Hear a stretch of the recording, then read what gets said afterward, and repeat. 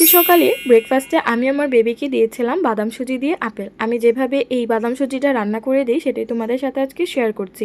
তো এখানে আমি 1 চা চামচ পরিমাণ ঘি দিয়ে দিয়েছি। এখন 2 চা চামচ পরিমাণ বাদাম সুজি নিয়ে নেব। এখন এটা ঘিয়ের সাথে একটু ভালোভাবে ভেজে নেব। ঘিতে রয়েছে গুড ফ্যাট, যেটা বেবিদের ওয়েট গেইন করতে অনেক বেশি হেল্প করে থাকে। তাই তুমি বেবির 7 মাস সম্পূর্ণ হওয়ার পর থেকে যদি তার হজম ঠিকঠাকভাবে হয়ে থাকে, সেই ক্ষেত্রে তুমি প্রতিদিনের রান্নায় 1 চা চামচ পরিমাণ ঘি ব্যবহার করতে পারো। তো এই পর্যায়ে আমি 1 কাপ পরিমাণ জল দিয়ে দেবো, আর এটা অনবরত নাড়াচাড়া করতে হবে, তা না হলে লেগে যেতে পারে। তো আমি এরকম থিকনেস নামিয়ে নেব। তোমরা তোমাদের পছন্দ মতো থিকনেসটা বাড়িয়ে বা কমিয়ে নিতে পারো।